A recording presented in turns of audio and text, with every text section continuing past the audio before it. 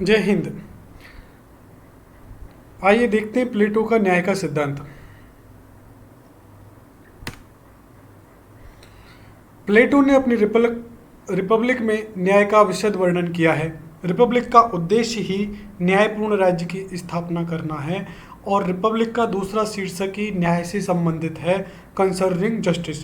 प्लेटो पहले सोफिस्टों के विचारों का खंडन करता है, फिर अपने न्याय से संबंधित विचार की प्रतिस्थापना करता है। बारकर के अनुसार प्लेटो ने व्यक्तिवादी, अणुवादी, भौतिकवादी न्याय की मान्यताओं का पूर्णतः खंडन किया है और सोफिस्ट विचारक मूलतः भौतिकवादी और उपयोगितावादी थे। तो प्लेटो के न्याय का सिद्धांत का आधार क्या है? जैसा कि प्लेटो का मुख्य ध्येय आदर्श राज्य की संकल्पना प्रस्तुत करना है, परंतु इसके लिए राज्य के स्वरूप को समझना जरूरी है। आदर्श राज्य वह होगा जो न्याय पर आधारित है। न्याय और नैतिकता में कोई अंतर नहीं है।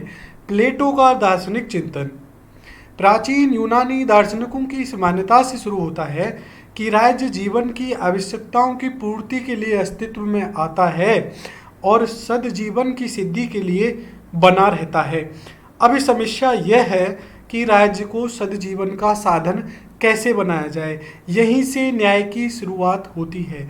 चूंकि प्लेटो संवाद शैली में लिखता है और प्लेटो अपनी बात रखवाने के लिए सुकरात को मुख्य पात्र बनाता है, जो अपने मित्रों से चर्चा करता है, उनकी बातों का खंडन करता है और उसके बाद न्याय की प्रतिस्थापना करता है।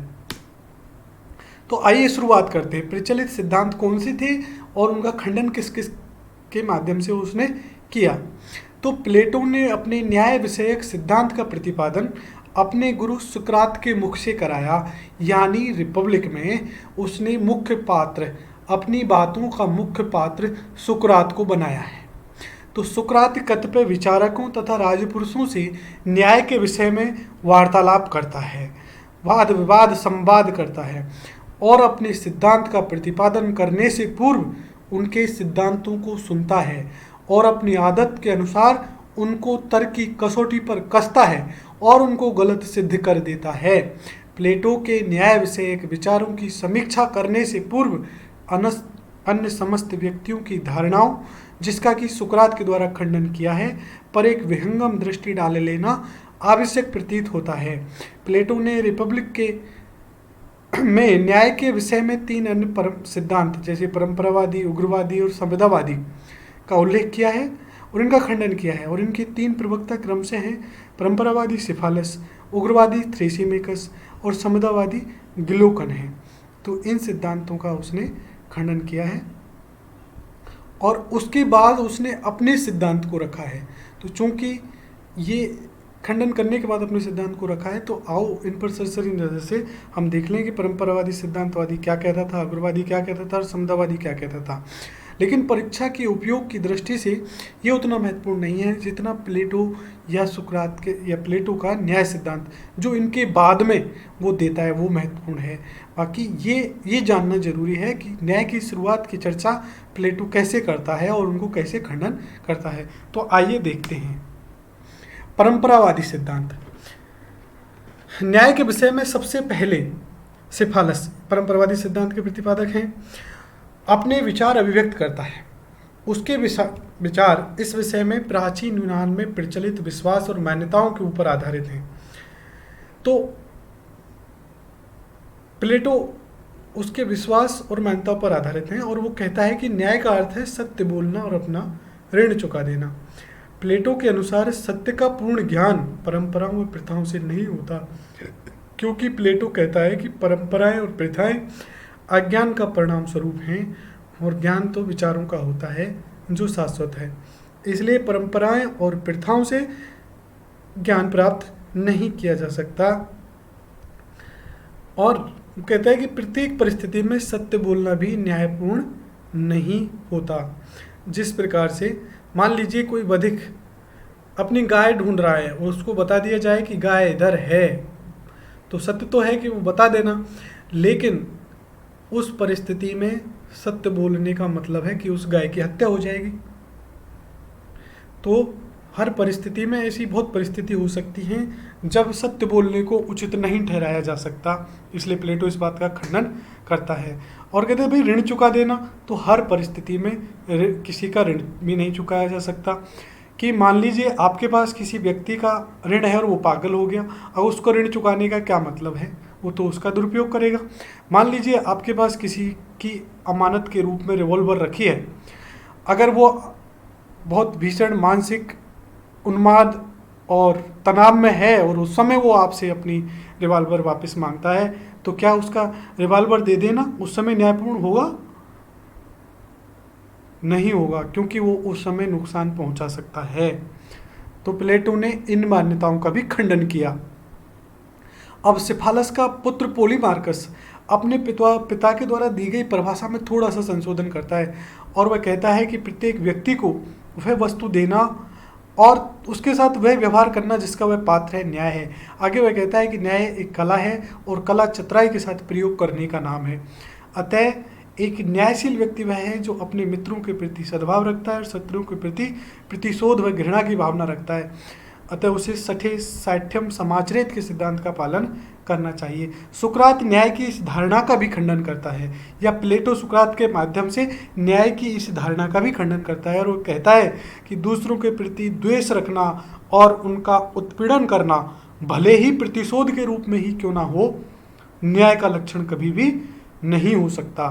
तो परंपरावादी सिद्धांत में दो व्यक्ति अपने सिद्धांतों का प्रतिपादन करते हैं। सिफालस तो उसका खंडन कर दिया और उसका पुत्र पोलीमार्कस, तो पोलीमार्कस के सठे साठ्यम समाचरित का कहता है कि जैसे को तैसा, और हमारी दृष्टि से में तो इसमें कोई दोष नहीं है। न्यायपूर्ण व्यवस्था वही है, जो गलती करे उसको तो दंड देना ही चाहिए। और परंतु प्लेटो एक अलग सिद्धांत की बात करता है जहाँ ऐसी समस्या ही ना आए।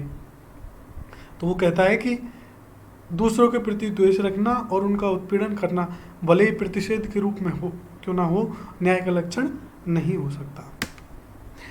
उग्रवादी सिद्धांत, आइए इसको देखते हैं। इस सिद्धांत का प्रतिपादन थ्रेसीमेकस करता है। वह एक सोफिस्ट है, इसलिए वह परंपरावादी नैतिक मान्यताओं में तो कोई विश्वास नहीं रखता। वह न्याय के विषय में सर्वथा नवीन धारणा प्रस्तुत करता है और उसका कहना है कि न्याय का एकमात्र आधार शक्ति है, इसलिए शक्तिशाली का हित ही न्याय है। अब इसके पक्ष में वो तर्क देता है कि प्रत्येक राज्य में शासकों की इच्छा व हित को ही न्याय माना जाता है और शासन सत्ता सदैव शक्तिशाली व्यक्तियों के हाथ में रहती है, अतः न्याय का अर्थ है शक्तिशाली का हित। उसका तर्क तो वाजिब मालूम होता है कि जो शासक है, शासक कोई साधारण व्यक्ति तो बन नहीं सकता, शासक तो शक्तिशाली बनेगा और शासन जो शक्तिशाली व्यक्ति बनेगा और जो शक्तिशाली व्यक्ति कानून बना देगा वही न्याय का आधार है, इसलिए कह सकते हैं शक्तिशाली का हित न्याय है। पर थ्रेसीमेकस के अनुसार अगर हम बात करें, थ्रेसीमेकस की बात को हम मान लें, तो कहने का मतलब है कि हमको भी न्याय तो हर व्यक्ति की आत्मा में होता है, न्याय हर कोई चाहता है। अगर हम न्याय का पालन करेंगे थ्रेसीमेकस के अनुसार, तो हमें चाहिए कि हम तो कानूनों का पालन नहीं करें और हमें कानून को पालन केवल तभी करना चाहिए जब हम उससे बाध्य हो जाएं। परंतु यदि हमें उन्हें तोड़ने की सामर्थ्य रखते हैं तो हमें उन्हें और तोड़ देना चाहिए। लेकिन प्लेटो इस सिद्धांत की धज्जियां उड़ा के रख देता है और कहता है कि केवल व्यक्ति का स्वार्थ है, शक्तिशाली का हित न्याय हो ही नहीं सकता, क्योंकि समूचे समाज की भलाई ही न्याय है और किसी व्यक्ति विशेष वर्ग मात्र की नहीं। प्लेटो के अनुसार एक शक्तिशाली व्यक्ति के बजाय एक न्यायशील व्यक्ति का महत्व ज़्यादा है। तो आइए अगला सिद्धांत, संविदावादी सिद्धांत। इस सिद्धांत का प्रतिपादन ग्लूकोन ने किया। न्याय के विषय में इसके विचार थ्रेसीमेकस से मिलते हैं और उससे भी अधिक कैलिक्लीज से मिलते हैं। देखो थ्रेसीमेकस के विचार तो हमने पढ़े, लेकिन कैलिक्लीज क्या कहता है? कैलिक्लीज और थ्रेसीमेकस के सिद्धांत एक दूसरे के पूरक हैं।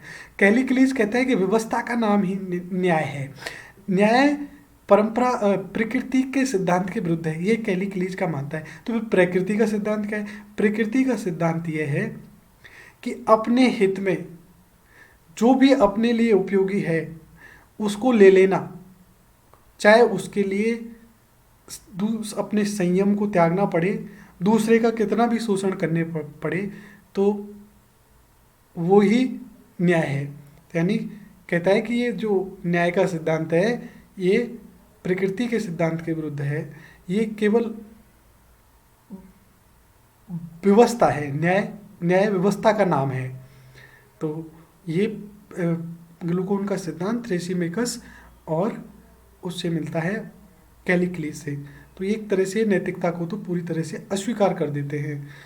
तो परंपरागत तथा तो कह सकते हैं कि ये स्वीकार करता है कि न्याय स्वयं में श्रेयस्कर एवं शाश्वत सिद्धांत नहीं है, वह परंपरागत तथा कृत्रिम मात्र है।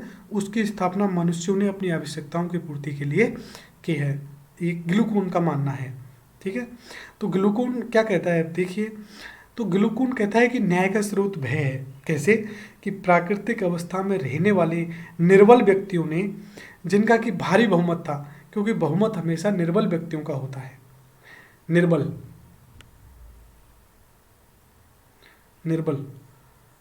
और सबल लोगों के अन्याय से अपने आप को बचाने के लिए मानव आचार और पारस्परिक व्यवहार के कुछ नियमों का निर्माण किया, जिनका पालन करना न्याय और जिनकी अवहेलना करना अन्याय माना जाने लगा।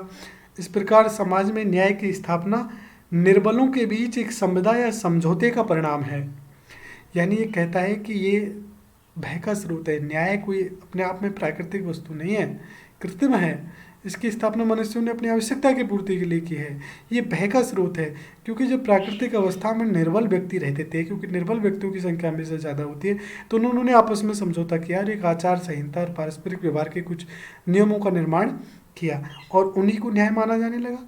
इसलिए कहा गया कि न्याय निर्बलों के बीच एक संविदा या समझौते का परिणाम है। तो ग्लूकोन का कहना है कि एक व्यक्ति के लिए सबसे सुखद स्थिति वह होगी कि वह स्वयं दूसरों के साथ अन्याय कर सके परंतु दंड से बचा रहे, और सबसे अधिक दुखद स्थिति ये होगी कि वह दूसरों के हाथों अन्याय सहन करना पड़े। तो न्याय विषय के सिद्धांत भी न्याय के नैतिक स्वरूप की सर्वथा अवहेलना करता है। सुकरात इसकी कोई गहरी समीक्षा तो नहीं करता और इसके बाद तुरंत अपने न्याय विषय के में अपने विचारों का प्रतिपादन आरंभ कर देता है। उन्हें ही हम प्लेटो के विचार समझ सकते हैं। तो इन तीनों विचारों का खंडन करने के बाद प्लेटो अपने न्याय के सिद्धांत का प्रतिपादन करता है सुकरात के माध्यम से। आइए देखते हैं कि प्लेटो का न्याय सिद्धांत क्या है। तो यहाँ से शुरू होता है प्लेटो का न्याय विषयक सिद्धांत, जिसके लिए संपूर्ण रिपब्लिक का नाम ही उसको न्याय विषयक कंसर्निंग जस्टिस कहा गया। ये महत्वपूर्ण है, ये सर्वाधिक महत्वपूर्ण है, इसको ज़्यादा ध्यान से पढ़ना है। तो आइए प्लेटो सुकरात के माध्यम से कैसे न्याय की प्रतिष्ठापना करता है। तो न्याय के विषय में उपर्युक्त समस्त धारणाओं का खंडन करते हुए यह मत अभिव्यक्त करता है कि न्याय का आधार ना तो कोई परंपरा है, ना कोई संविदा है, ना ही उसका मूल मनुष्य की स्वार्थपरता अथवा भय की भावना है। न्याय मानव आत्मा का सर्वोपरि तथा सर्वोत्कृष्ट गुण है। वह एक शाश्वत एवं निरपेक्ष शुभ है। वह स्वयं में श्रेयस्कर है। वह स्वयं अपना पुरस्कार है। मनुष्य की न्याय भावना दो स्तरों पर व्यक्त होती है, पहला व्यक्तिगत और दूसरा सामाजिक। यह एक ओर तो व्यक्ति के आदर्श चरित्र का निर्माण करता है और दूसरी ओर आदर्श समाज की रचना करता है। तो मतलब न्याय एक आंतरिक वस्तु है जो व्यक्ति की आत्मा में स्थित है। अब प्लेटो क्या कहता है? प्लेटो अपने न्याय सिद्धांत का प्रतिपादन मानव स्वभाव के मनोवैज्ञानिक विश्लेषण से आरंभ करता है। उसके अनुसार मानव आत्मा में 3 प्रधान गुण होते हैं: वासना, शौर्य और विवेक। वासना तत्व हमें रोटी, कपड़ा, मकान इत्यादि की तथा इंद्रिय आवश्यकताओं की पूर्ति के लिए प्रेरित करता है। शौर्य या साहस हमको जीवन में उत्साह और वीरता तथा निर्धनों की रक्षा के भाव से ओतप्रोत करता है। और विवेक हमें शुभाशुभ, सत असत तथा वस्तुओं का वास्तविक ज्ञान प्रदान करता है। विवेक बुद्धि इन तीनों में सर्वप्रथम है। व्यक्ति की दृष्टि में एक व्यक्ति को न्यायशील तभी कहा जा सकता है, या वैयक्तिक दृष्टि से एक व्यक्ति को न्यायशील तभी कहा जा सकता है जबकि उसमें 3 गुणों का पूर्ण सामंजस्य हो, उसका समग्र समग्र आचरण बुद्धि के द्वारा अनुशासित हो। तो प्लेटो के अनुसार व्यक्ति का अपने लिए निर्धारित कार्यों का संपादन करना न्याय है तथा दूसरे के कार्यों में हस्तक्षेप न करना न्याय है। तो न्याय व्यक्ति की आत्मा का गुण और राज्य का मूल आधार है। तो आइए देखते हैं। तो प्लेटो के न्याय का सिद्धांत का प्रतिपादन करने से पूर्व वो कहता है कि मानव की आत्मा में 3 गुण हैं। वो 3 गुण कौन से हैं? वासना, शौर्य और विवेक। तो इन्हीं 3 गुणों के अनुसार जिसकी आत्मा में ये 3 गुण संतुलित मात्रा में हैं और इनका प्रयोग बुद्धि के, विवेक के नियंत्रण में होकर जो कोई व्यक्ति करता है, तो वो व्यक्ति अपने आप में न्यायशील व्यक्ति कहा जाएगा। यानी व्यक्ति न्यायशील वह होगा जो अपने स्वधर्म का पालन करे, अपने लिए निर्धारित कार्यों का संपादन करे, वो न्यायशील व्यक्ति है। दूसरे के कार्यों में हस्तक्षेप ना करे, वो न्यायशील व्यक्ति है। तो न्याय व्यक्ति की आत्मा में स्थित है। तो ये हुआ व्यक्तिगत न्याय की अवधारणा। अब दूसरा है, इसी का दूसरा रूप सामाजिक न्याय क्या है। अब व्यक्ति के इन गुणों के अनुरूप भी समाज में भी भी उसने 3 वर्गों में व्यक्त किया, क्योंकि प्लेटो कहता है कि उन राज्य व्यक्ति का बृहद रूप है। तो वो राज्य को आंगिक मानता है। आंगिक मानने का अर्थ है कि राज्य की जितने भी जो भी उसने अंग बताए, वो जैसे राज्य शरीर हो और वो उसके अंग हों, तो वो जो राज्य के अंग हैं वो अपने शरीर के लिए काम करते हैं, शरीर की भलाई के लिए काम करते हैं। इस प्रकार राज्य आंगिक है और राज्य के 3 अंग हैं, उत्पादक, सैनिक और शासक। तो उत्पादक वर्ग क्या करता है? उत्पादक वर्ग, इसके सदस्यों में वासना तत्व की प्रधानता होती है, जिनका कार्य है समाज की आर्थिक एवं भौतिक आवश्यकताओं की पूर्ति करना। सैनिक वर्ग है जिसके सदस्यों में शौर्य की प्रधानता होती है, जिनका कर्तव्य समाज की रक्षा करना होता है। और शासक वर्ग है जिसके सदस्यों में विवेक की प्रधानता होती है, जिन्हें समाज में शासन के संचालन का अधिकार होना चाहिए। तो अब यहाँ ये ध्यान देने योग्य है कि मानव की आत्मा में जो 3 गुण होते हैं, उन्हीं 3 गुणों के अनुरूप समाज या राज्य में भी 3 वर्गों का निर्माण हुआ, उत्पादक, सैनिक और शासक।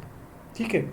तो प्लेटो के अनुसार समाज में न्याय की उपलब्धि तभी हो सकती है जबकि उसका प्रत्येक घटक अपने प्रकृतिस्थ गुणों के अनुसार आचरण करे, अर्थात अपने धर्म का पालन करे। तो न्याय क्या हुआ? न्याय ये सामाजिक रूप में न्याय हुआ कि समाज के 3 वर्ग अपना अपना काम करें, एक दूसरे के काम में हस्तक्षेप ना करें। ये हुआ। तो बारकर कहता है कि सामाजिक न्याय एक समाज का सिद्धांत है जो विभिन्न प्रकार के व्यक्तियों से मिलकर बनता है, जो कि पारस्परिक सहयोग की आवश्यकता से प्रेरित होकर संगठित होते हैं, और जो एक समाज में संगठित होकर और अपने विशिष्ट कार्यों पर ध्यान केंद्रित करके एक ऐसे अंग की रचना कर लेते हैं कि जो पूर्ण होता है, क्योंकि वह संपूर्ण मानव मानस की सृष्टि और प्रतिमूर्ति होता है।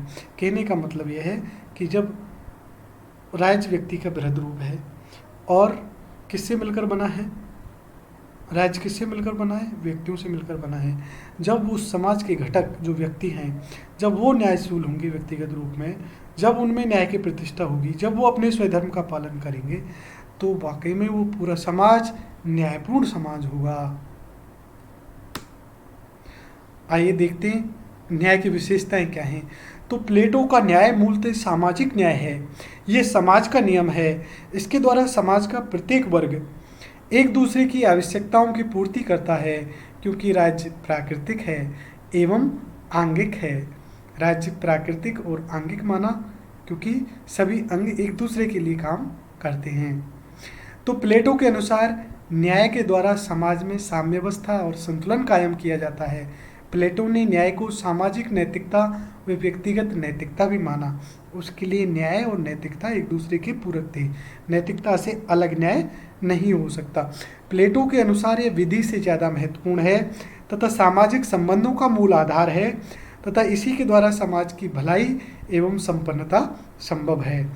प्लेटो के अनुसार राज्य एक नैतिक जीव है तथा राज्य के प्रत्येक व्यक्ति का कार्य निर्धारित है। इसलिए न्याय मूलतः नैतिक संहिता का सिद्धांत है, क्योंकि प्लेटो ने राज्य को आंगिक माना। न्याय प्राकृतिक है एवं आत्मा का गुण है तथा राज्य के सुधार के लिए व्यक्ति की आत्मा का सुधार आवश्यक है। मन की आदत है,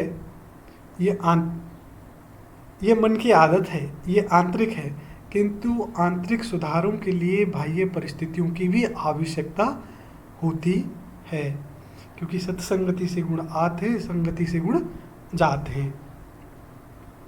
इसलिए प्लेटो ने भी ऐसी बाह्य परिस्थितियों के निर्माण की बात करी।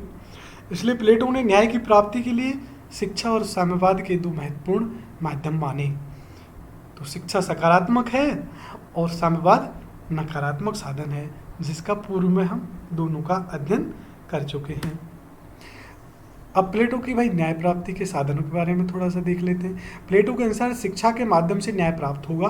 उस शिक्षा के द्वारा समाज का 3 वर्गों में विभाजन होगा तथा प्रत्येक वर्ग के कार्य का निर्धारण होगा। शिक्षा के द्वारा व्यक्ति में सद्गुण का विकास होगा और न्याय का आशय है सद्गुण जीवन का पालन करना। और प्लेटो के न्याय में निर्माण में विधि का कोई महत्व ही नहीं है। तो प्लेटो ने न्याय की स्थापना के लिए साम्यवाद का भी प्रयोग किया, जिसके अनुसार संरक्षक वर्ग को अपना परिवार और अपनी निजी संपत्ति रखने का अधिकार नहीं होगा, बल्कि आर्थिक आवश्यकताओं की पूर्ति उत्पादक वर्ग के द्वारा उपलब्ध हो जाएगी।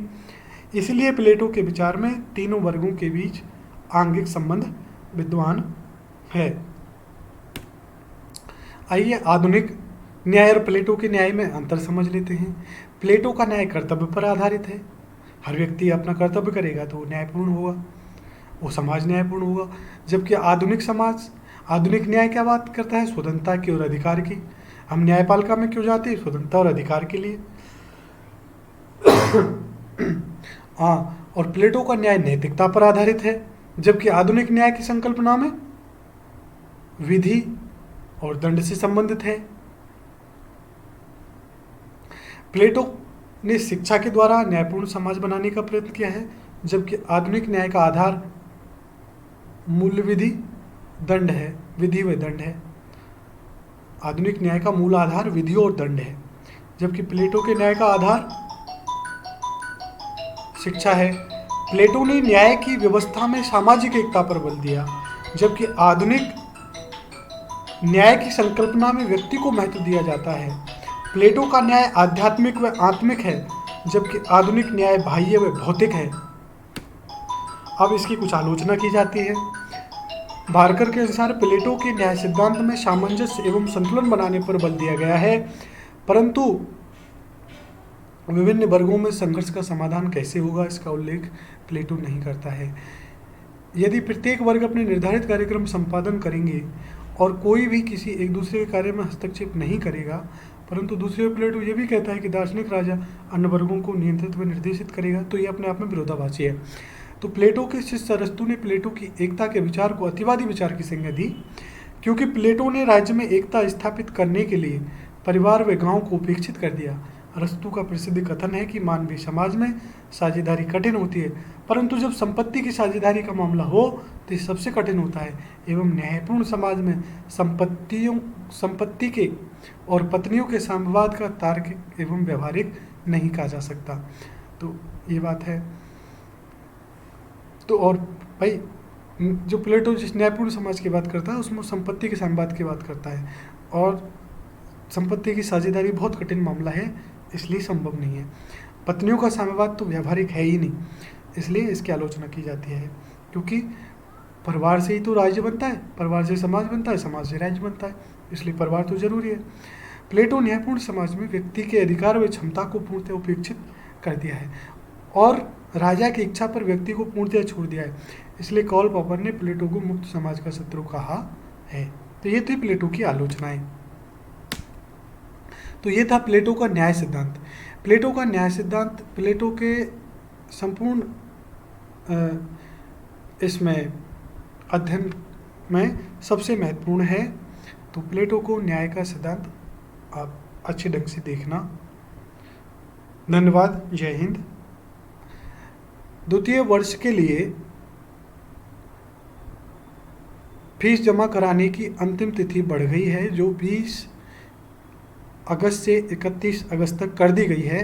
अतः जो भी व्यक्ति रह गए हों उनको ये सूचना आप दे सकते हैं।